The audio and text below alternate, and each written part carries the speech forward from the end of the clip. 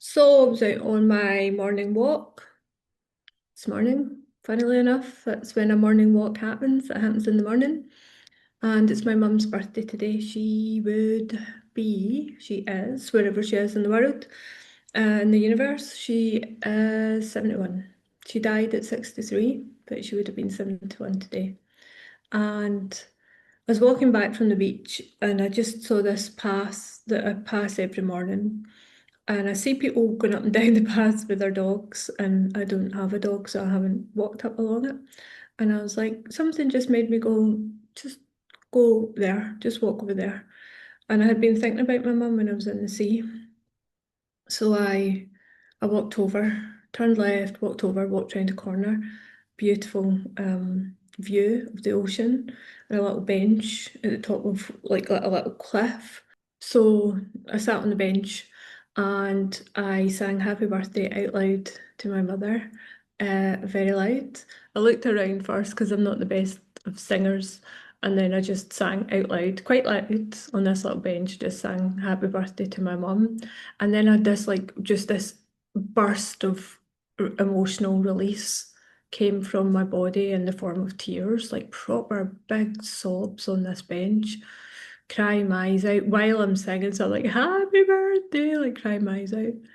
And then like kind of laughing to myself, thinking like how everybody in my family always, comments on how rubbish I am at singing compared to my mother and my sister, who are really good singers.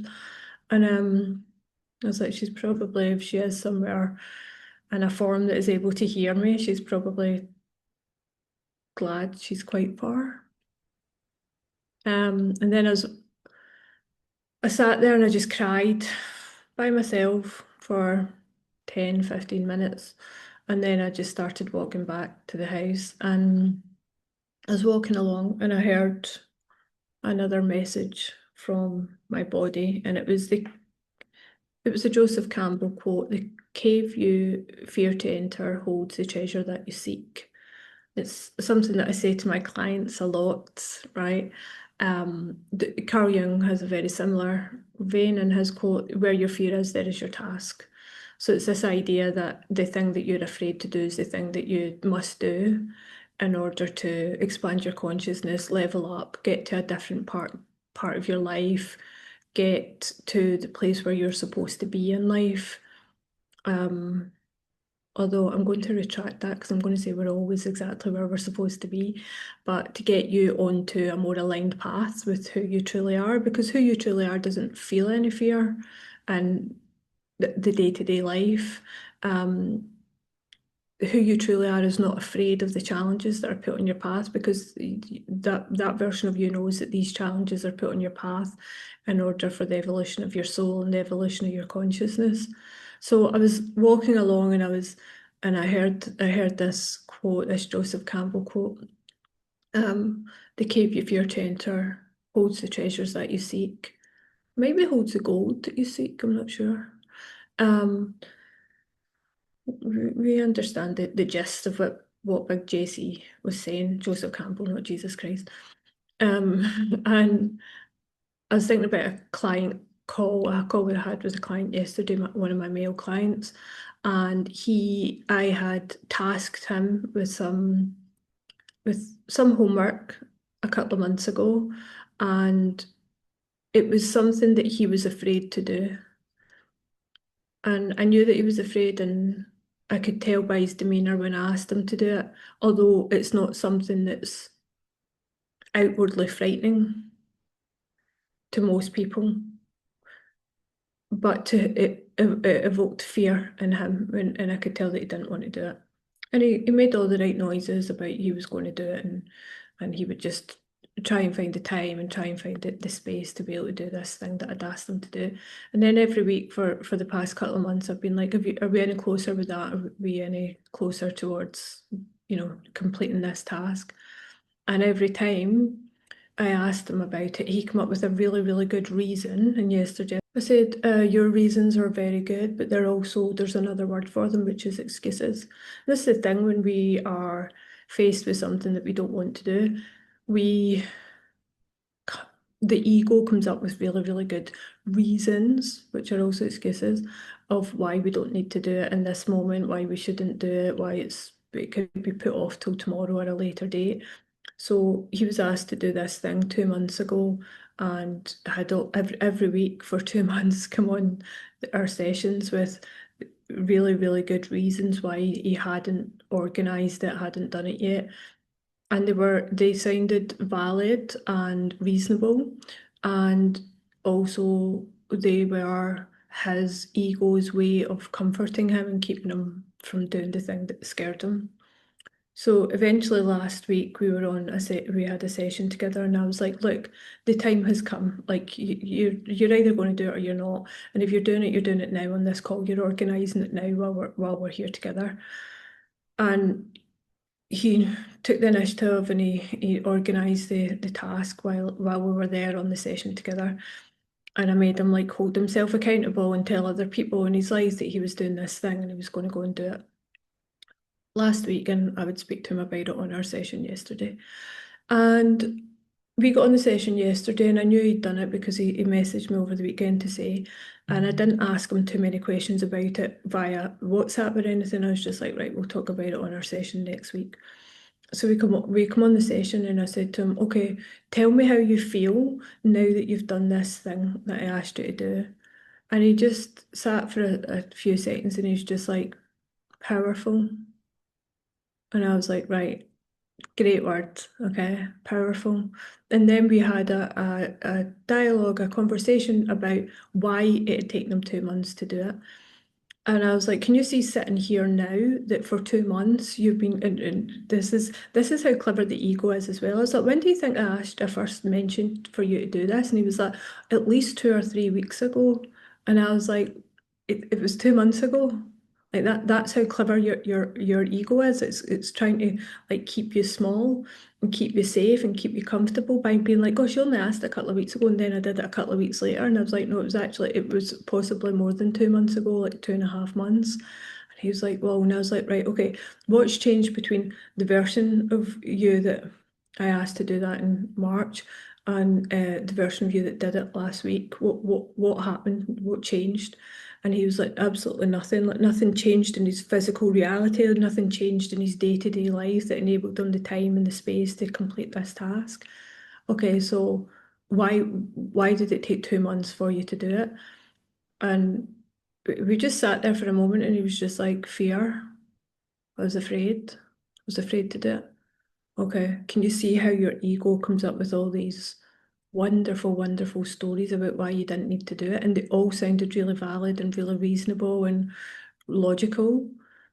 But then the truth was, because when it actually came to the day that he had to do the thing that I'd asked him to do, he said to me via WhatsApp that day, I'm feeling so many emotions right now, mostly fear. So he was afraid to go and do the thing. And I was like, but your ego has got to be so clever that it's not going to go, we're not going to do that because we're afraid, because we've all read enough personal development books and listened to enough motivational videos on YouTube to understand that if, you've got to push through your fear and you've got to do the thing that scares you. So your ego will not tell you that you're afraid because it's got to be more intelligent than that. It's got to be more surreptitious, which by the way is one of my very favourite words, surreptitious. I think because I say it in a Scottish accent as well, and I roll my R's, so surreptitious. Don't know how you say it without rolling your R's, but your ego has to be surreptitious, right? And it has to tell you better stories. It can't just tell you I'm not doing that thing because I'm afraid, especially not if you're in my program, because then you come and tell me that you're afraid. I'm like, guess what's happening? You're doing it anyway. So he could not sit across from me and say, by the way, I've not organised to do this thing because I'm afraid to do it. He had to come up with all these other reasons why he couldn't. But I knew from the very beginning that it was fear. And it's not like he didn't have other things to do in those 8 weeks. It's not like I didn't give him other tasks and he didn't push through on the other tasks that I gave him, some with varying levels of fear. And the thing that I asked him to do looked like it had nothing to do with his goals. right? So an initial reaction would be, well, why am I being asked to do that? It's not pushing me towards my goals. And this is the conversation that I had with him yesterday, and the thing that I've been meditating on a lot today is that I always use this analogy, right, with my clients of I grew up in the 80s and 90s, and I've got three older brothers that watched a lot of boys' movies growing up, and my best friend had such a I was going to say such an attitude there, but she'll watch this and she'll be like, oh, such a problem with the fact that I call them boys' movies. And I'm like, well, I grew up with three boys and this was their favourite kind of movies, and it was not my favourite kind of movies. And my mother referred to my three brothers as the boys. So to me, they are the boys' movies. And so I watched a lot of boys' movies, and one of which was Karate Kid. And I watched it again recently, actually with four boys, sat and watched it with them from in various ages.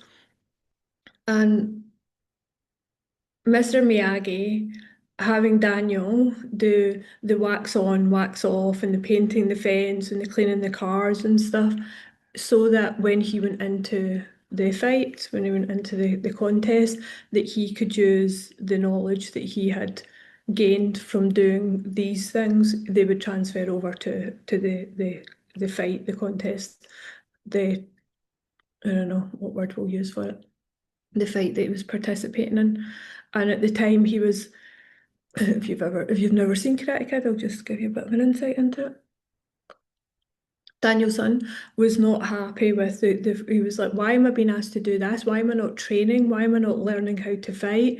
Like I'm here and I'm painting wood and I'm washing cars, and Mr. Miyagi, who's like this little sage, was like, just do what I'm asking you to do. And this is the conversations that I have with my clients. I'm like, if I ask you to chop wood and carry water, know that I'm asking you to chop wood and carry water because it's got something to do with your end goal.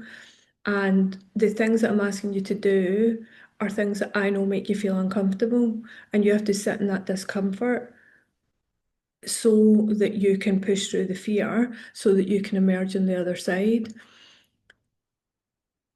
How do we do that? How do we know that that's the thing that we've got to do, right? How do we, if the ego is so clever that it won't tell you that you're afraid, instead it will give you lots and lots of, now I always tell my clients, it's a wonderful story. It's a lovely little story you've just told me, and a lovely little story you're telling yourself, but it's not true. It's absolutely not true. What's actually happening? And they're now at this stage where they're like, okay, right, I'm afraid. That's it, I'm afraid. Sometimes halfway through a story, I'm just like, time out, time out. We're not even going to finish with the story, because we just know, okay, it's a story I'm telling myself to keep myself small. And so how do you know then? How do you know that's your ego telling you a story to keep yourself small? If your ego is so clever that it won't tell you that I'm not going to do that thing because I'm afraid. Well, there's a couple of ways. The more elaborate a story a client tells me, the more I know they're trying to cover up for the emotion of fear. So it's like, well, I can't do this thing because then I've got to do that, and then I've got to do that, and then I've got to do that thing, and I've got to do this, and then I've got to do that. Then I'm like, great, that's a lot of reasons why you can't do the thing. So it's like your ego's coming up with more and more and more reasons why you can't do it. So the more elaborate the story, the more the story makes you feel better, the more that's your ego trying to keep you safe. The challenge that we have in 2026 is we are so distracted, so distracted by in so many different avenues. I read a quote from the Bible this morning. So it's Hebrews chapter 4, verse 12.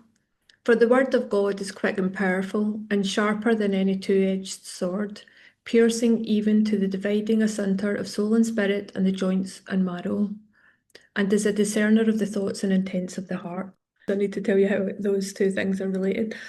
So once again, like I said this in a video that I made earlier this week, where I was walking along in the morning and heard a quote or heard a sentence or heard some words come in through my body very, very quickly. And then later on, I would either read a passage from the Bible or hear something on a video that I'm listening to or in a book that I'm reading, and be like, oh, that's related to that thing that I heard this morning. Those two things are related.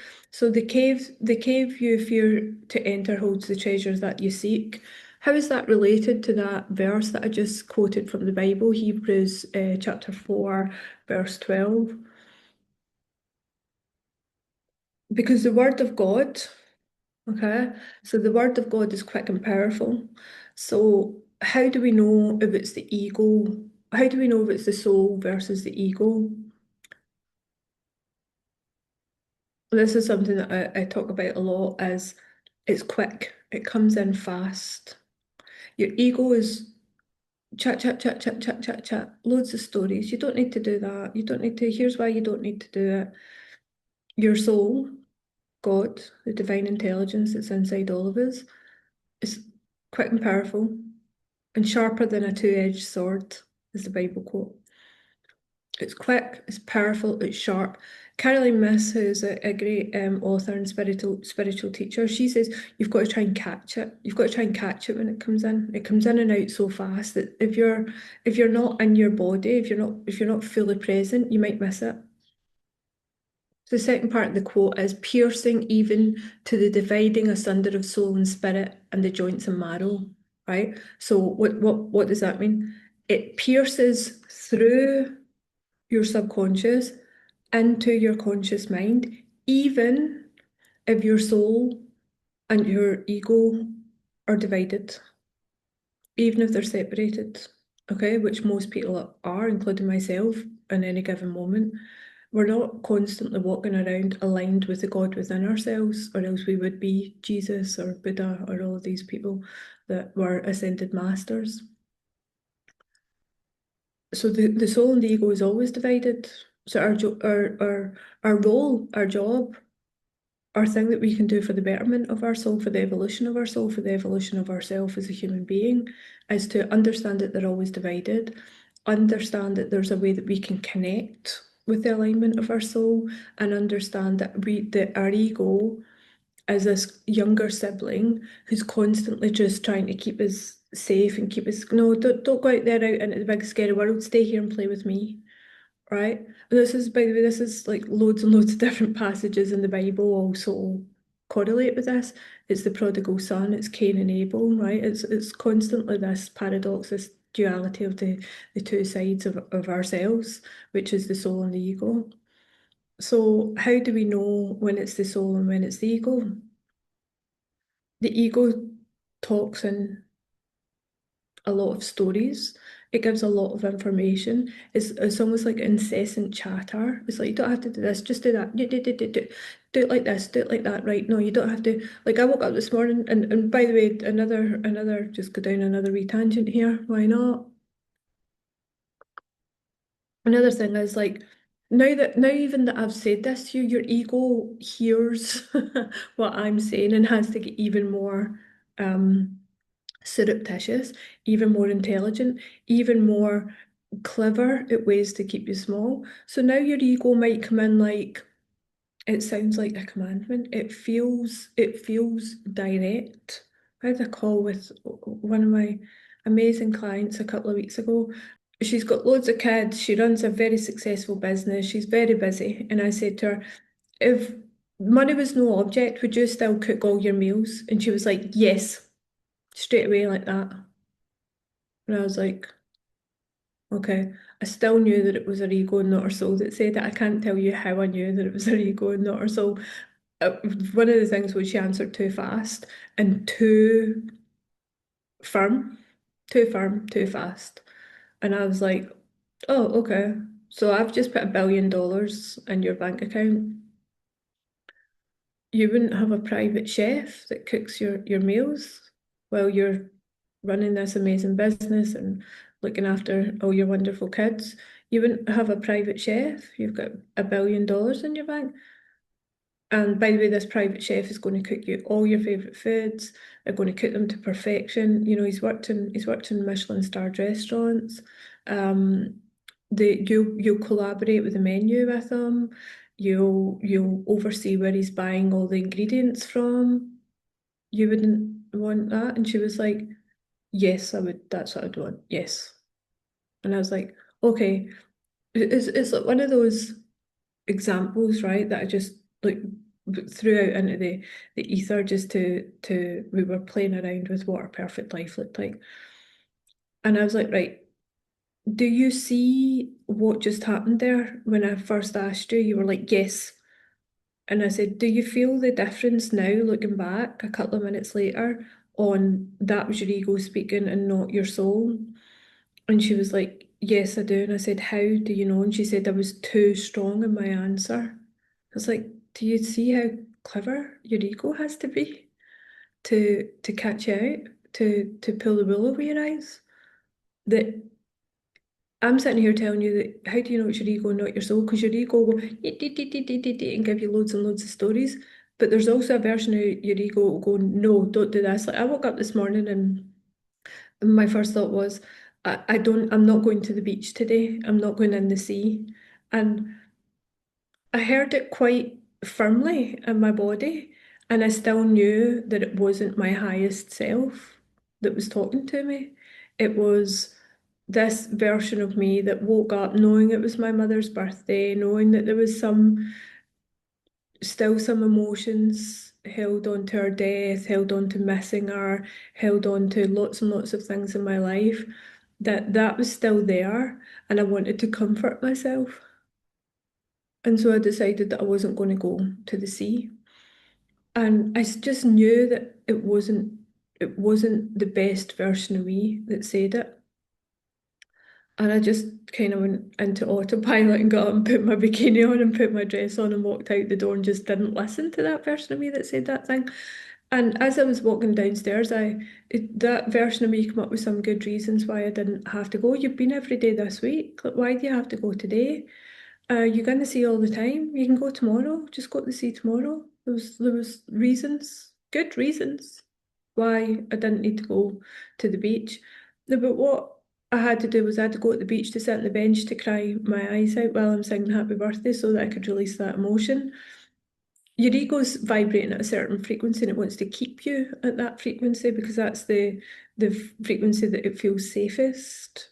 And any sort of vibration up the emotional scale or any sort of expansion of your consciousness has to be done incrementally because if it goes too fast, your ego's just like, no, no, I don't like that. And that's what happens when you have like a spontaneous awakening. And I still have so much challenges with the word awakening. I think it just feels like such a wanky word. It's like this, oh, I had an awakening. So that means I'm awake now and everybody else is asleep, which is not the case, right? That's not my thoughts at all. I don't think other people are asleep and I'm awake. Like, absolutely not. I think we're all at various parts in the path, and the path is not linear and it doesn't go from A to B, and it certainly doesn't go from down to up, although parts of it feels like it does. It's it's a spiral, and we go down and we go up the spiral, all of us individually, any given day or time or experience, and we are all expanding and contracting together at the same time for the evolution of the whole, which is the whole planet, the whole system.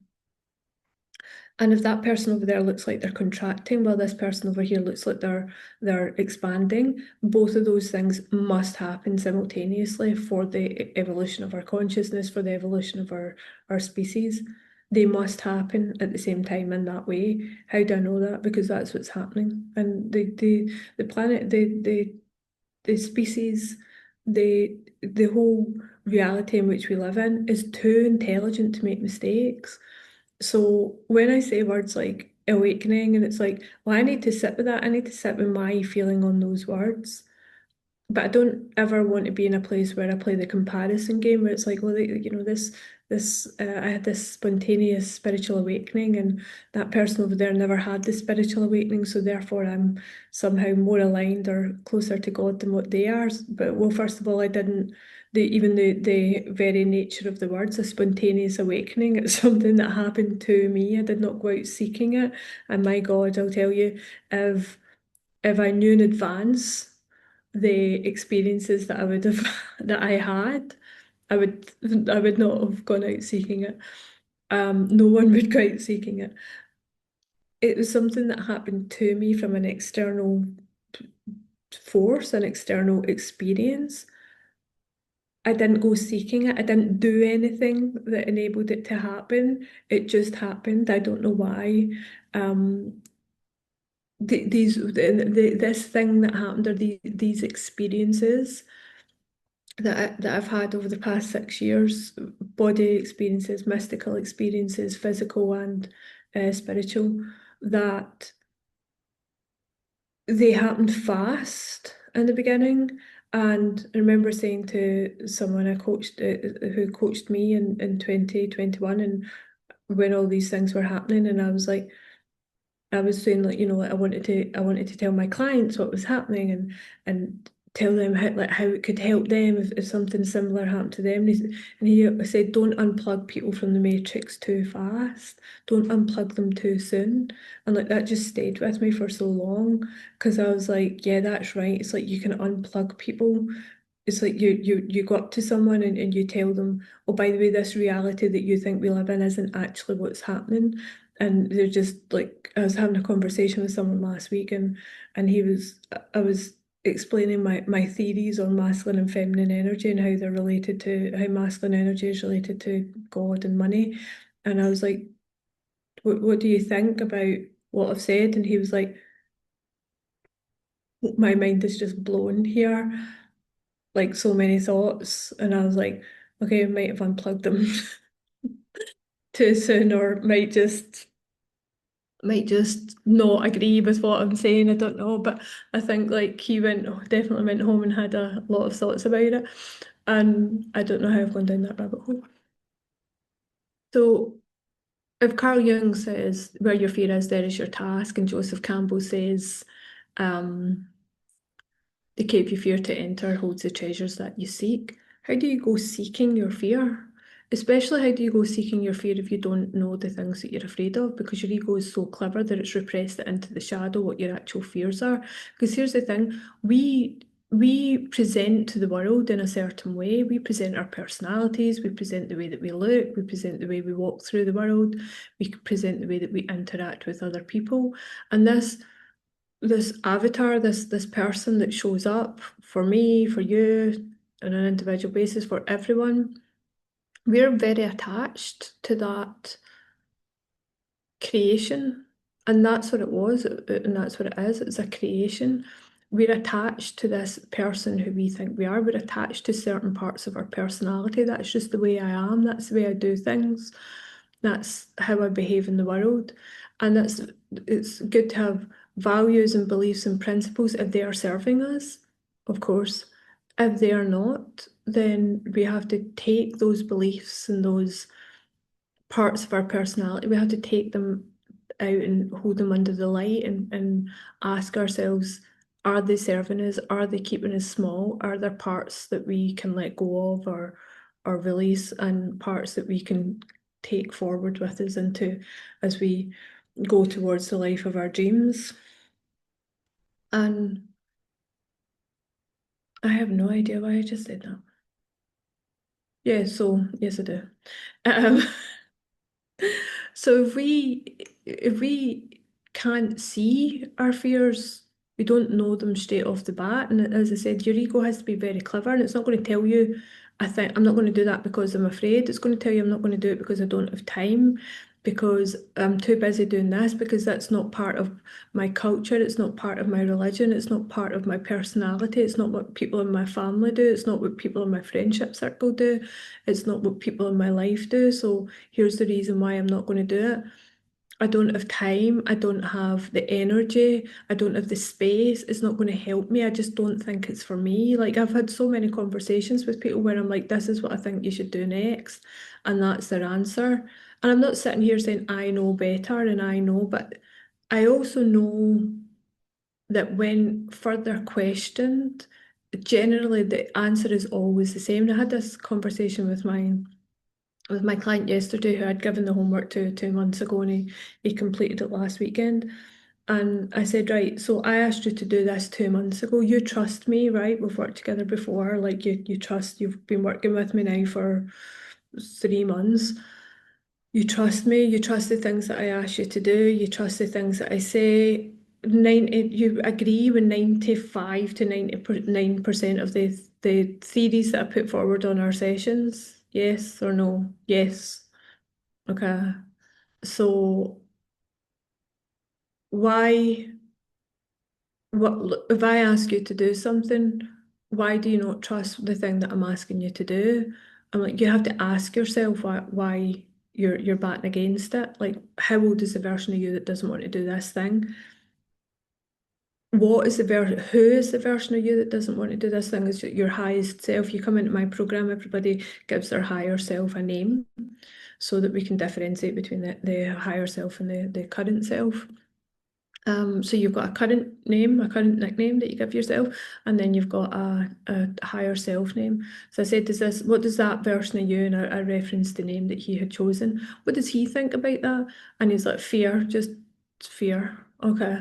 So, and I said to him, of all the time we've worked together, is there anything that I've asked you to do that's not been beneficial to you? And he's like, no, not once. Not once. Everything's been beneficial. Has it been difficult? Yes. Has it been worth it? Yes. Has it helped me in the long run? Yes. Okay, so now we know that.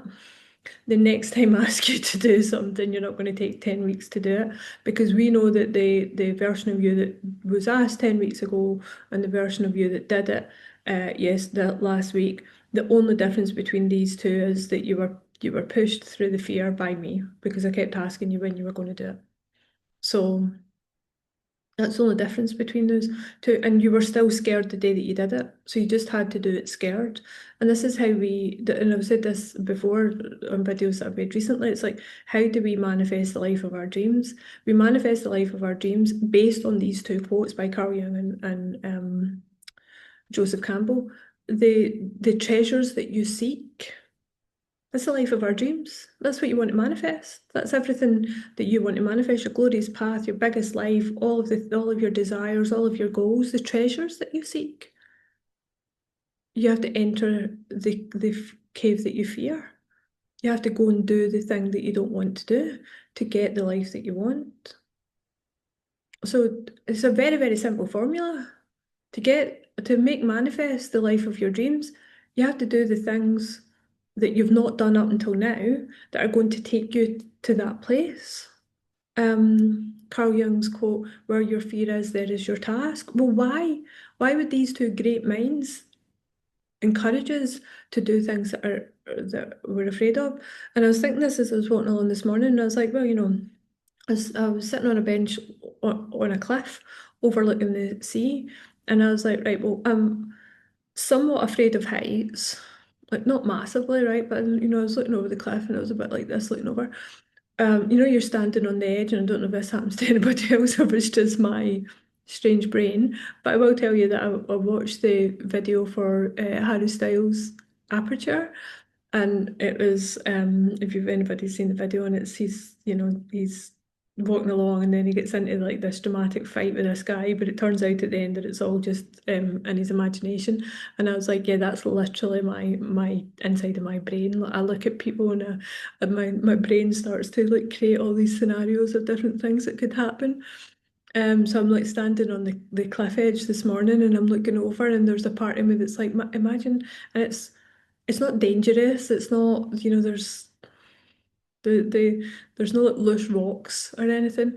And my brain just goes, imagine that I just slipped and just fell down all those rocks and, knocked myself out on the way and ended up in the sea.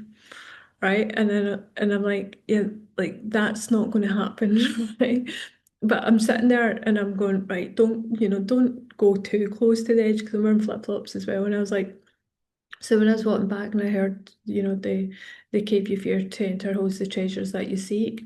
And I was like, right, well, I'm a bit afraid of heights and a bit afraid of, definitely afraid of falling off a cliff and hitting every rock on the way down and then landing in the sea unconscious. So are there treasures for me to seek if that happens? And that's obviously absolutely untrue, and your body would never ask you to do these things, right? So your body asks you to take action in ways that will benefit you, will be beneficial, will get you to your dream life, will get you to this thing that you've asked for, either consciously or subconsciously, will make manifest in reality the thing that you're holding in a vibrational frequency of a desire that you haven't, even if you have it in your subconscious. Your super intelligent, super wise, powerful body will draw towards you the experiences that you need to make manifest this new reality. And along the way, you will receive divine inspiration of actions that you've got to take. And here's the thing, which takes us back to the Hebrews verse from the Bible, which is it's powerful. Just look at it again, which is the word of God is quick and powerful and sharper than any two-edged sword, piercing, right? It pierces your consciousness, even to the dividing asunder of soul and spirit and the joints of marrow. So it's even if your soul and your ego are divided, the house is divided within, it will still pierce through your consciousness and be quick and powerful. And it's like a flash of inspiration and impulse. I always explain it to my clients. It's like you get an impulse, your body reacts, your heart races. It's like a knowing, here's this thing that I've got to do. 9 times out of 10, you won't like it. You will not like the thing that you're being asked to do. There will be a certain amount of fear will be wrapped up in it. And that's also how you know. That's another clue that this is the thing that you've got to do on your path to manifest the reality that you desire, is that it will come in quick, it will come in fast, it will come in piercing, it will come in powerful. You've got to catch it. You'll feel an impulse in your body because every cell in your body will be turned on, going, yeah, yeah, yeah, this is the thing that we've got to do to get that thing that we've been wanting for so long. And you won't like it because this version of you that's vibrating here at this frequency, that's got to get to this version of you that's vibrating over there at this frequency, this version of you wants to stay here and stay safe, and this version of you is not that version of you yet. And how do we get from here to here? We go through the bridge of action that you hear through the divine inspiration that comes through your body, through the voice of God, the divine intelligence that holds us all together, that there's a spark of in every single thing on this planet. That's that's entering the cave that you fear to enter. That's where your fear is, there is your task. That's what all these great minds have said time and time again. God will speak to you and God will ask you to do something that you're afraid of, and you will do the thing, and your consciousness will expand, your soul will expand, and you will become the person that you desire to be. And those desires might be conscious desires or they might be subconscious desires. They're also just encoded in your DNA, that you have this highest version of you that is weaved into your DNA before you were born. The path was already set for you. All we have to do is we have to get ourselves onto the path of the most alignment with God, the most alignment with the highest version of ourselves, the most alignment with the biggest, best, most expansive life. And of course, we all take detours and little steps off the path as we go along, but those detours and little steps off are done on purpose by our very intelligent bodies to give us the contrast of here's when I'm on my highest path and here's when I'm not. And as I said earlier this week, if we don't have the contrast, then we don't know. We don't know that we don't like it on this path and we'd rather be on this path. But over here, the ego has had to adapt over the course of your life to make this path feel like it's comfortable, feel like it's joyful, feel like peace, which also feels like numbing and also feels like apathy. And how do we know? How do we know if we're not on our highest path?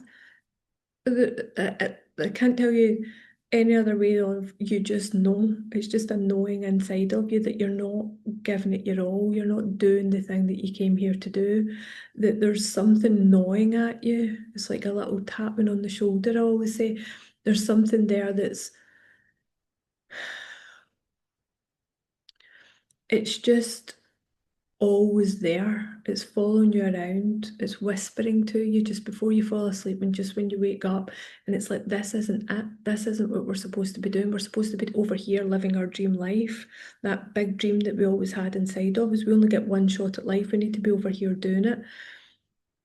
And it's really, really challenging for us because it's 2026. We constantly walk about round with one of these in our hands that distracts us from that. It numbs that little gnawing feeling inside of us. But what's important to understand is that your body's more intelligent than this. Your soul is greater and stronger and brighter than your ego, and it will always prevail. God is the biggest, strongest, brightest energy we have on this planet, and it will always prevail. So what will eventually happen is the outside world will start to show you when you're not in alignment, and that will show you in many, many different ways, not least physical symptoms. Okay, you won't feel good in your body. Your body will start presenting illnesses or agitation or different things that will happen that will be like, right, okay, why am I feeling this way? Physical reality, your life, things will happen in your life. Why does this thing keep happening to me? Why does this situation keep showing up again, again, again? Different faces, different storylines, but it's the same feeling underneath. It's a feeling of unworthiness, it's a feeling of shame, it's a feeling of fear, it's a feeling of grief, because all of this is your amazing, wonderful, powerful, divine system of your body, mind, and soul showing you in a 3D reality round about you what you need to do for the evolution of yourself on this planet and also for the evolution of us all. Everybody here plays a role, every single person on the planet, every single animal, every single insect, every single tree, every single flower. We all play a role, and it's like a big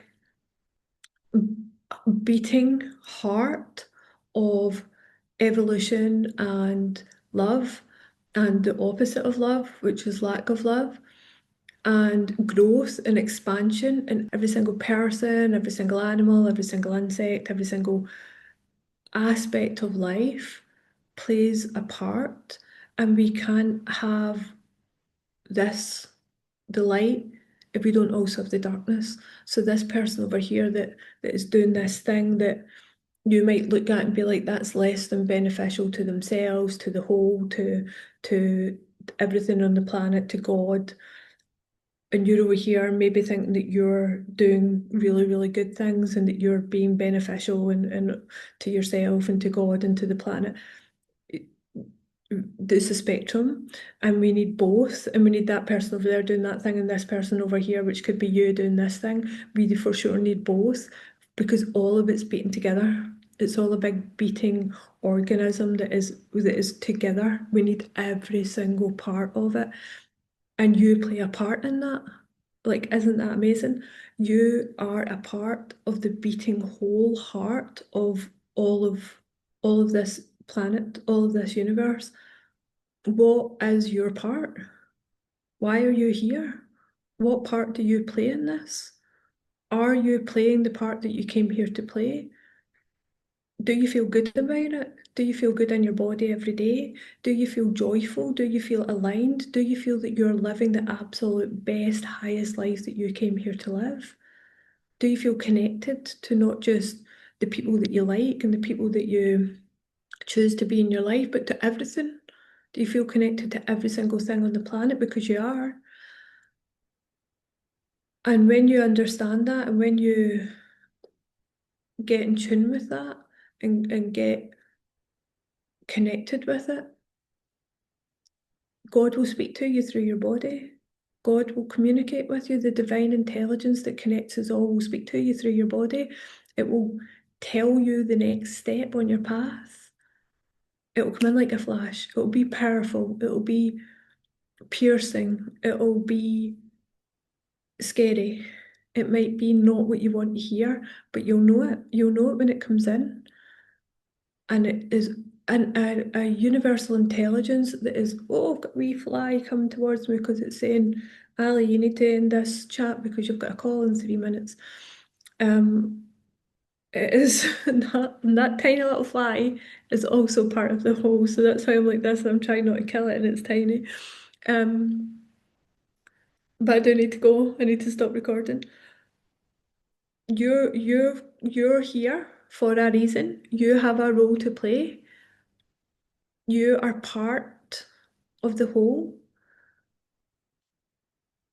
and and that should be enjoyable for you. That should be an enjoyable experience from start to finish.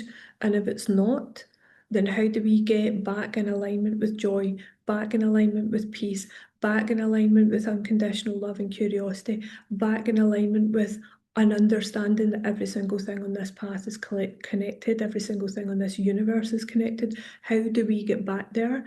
We get back there by silence, sitting still, and listening for the word of God coming through our body and following the guidance of that universal intelligence, that flow of life that all the great masters have spoke about, that enables us to flow with the stream of life onto our biggest, highest, most wonderful path, so that the energy that we're emitting out into the universe is bettering the whole and evolving the levels of consciousness of not just the people in our immediate vicinity, but the whole planet as one. I need to go because I have a call in 2 minutes, and this wee fly is just flying in and out and saying to me, Ali, it's time to wrap this up, and you've gone down 10 tangents as usual, and some of it's made sense and some of it's just makes sense in my mind. So we will see what comes up tomorrow when I meditate, when I go in the sea, and when I go out walking first thing in the morning. I'll see if God speaks to me when I'm out, and I'll come back and I'll relay my meditations on it, my thoughts and theories. And I hope you enjoyed listening, and I'll speak to you soon. Bye.